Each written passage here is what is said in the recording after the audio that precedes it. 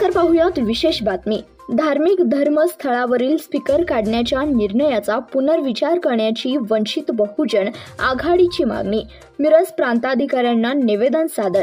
मिरज धार्मिक स्थळावरील लाऊडस्पीकर काढण्याच्या कार्यकारिणीवर पुनर्विचार करून पोलीस प्रशासनाला तसेच निर्देश घ्यावेत अशा मागणीचे निवेदन वंचित बहुजन आघाडीचे महानगरपालिका क्षेत्र अध्यक्ष नितीन सोनवणे यांच्या नेतृत्वाखाली शिष्टमंडळाने प्रांताधिकारी यांना मिरज येथे निवेदन दिले आहे।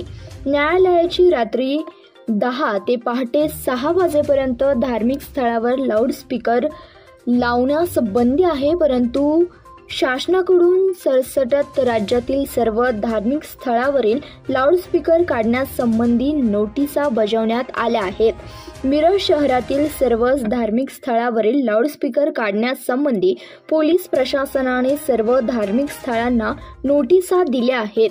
धार्मिक स्थळांवरील लाऊडस्पीकर न काढणाऱ्या धार्मिक स्थळांना प्रतिदिन 5,000चा दंड लावण्यात आला असून कायदेशीर कारवाईलाही सामोरं जाण्याचा इशाराही नोटीसमध्ये देण्यात आलाय।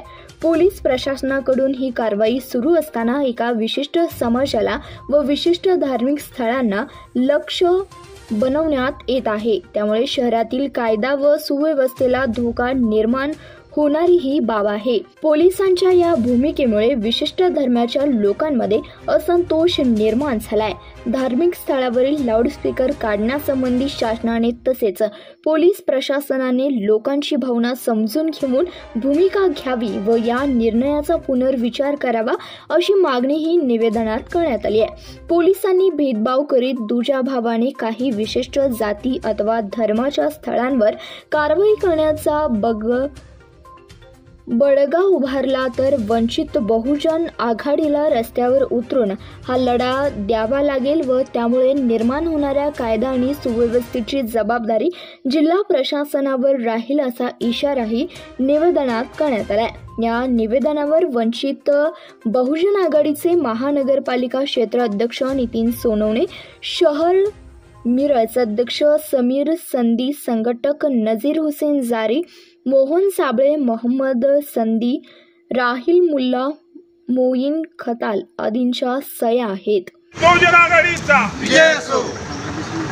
वंचित बहुजन आघाडी सांगली मिरज कुपवाड शहर महानगरपालिकेच्या तर्फे आज आम्ही इथे प्रांतांना निवेदन दिलेलं आहे। या निवेदनाचं कारण एवढंच आहे की पोलीस प्रशासन ज्या पद्धतीने लाऊडस्पीकरच्या संदर्भात कारवाई करते आहे सर्व धार्मिक स्थळांच्या धर्माच्या प्रार्थना स्थळांवरती, या संदर्भात पुनर्विचार व्हावा आणि लोकांच्या भावना लक्षात घेऊन याच्यावरची कारवाई थांबवावी, याच्यासाठी आम्ही आज हे निवेदन देण्याचा घाट घातलेला आहे। कारण असं दिसतंय की एकंदरीत या जो शासनाचा निर्णय आहे तो खरं तर संध्याकाळी 6 वाजल्यापासून सकाळी पहाटे 6 वाजेपर्यंत बंदीचा निर्णय असताना त्यांनी 24 तासासाठी नोटिसा दिलेल्या आहेत आणि या संदर्भात कुठं तर चुकीची कारवाई होती आहे। याच्या आम्ही आज प्रांताशी बोलून त्यांना हे निदर्शनास आणून दिलेलं आहे आणि येणाऱ्या काळामध्ये कुठल्याही जाती धर्मावरती विशिष्ट लोकांच्या धर्मावरती कुठल्याही प्रकारचा अन्यायकारक कारवाई होऊ नये याच्यासाठी आम्ही आज ही मागणी केलेली आहे। आणि पुन्हा एकदा मी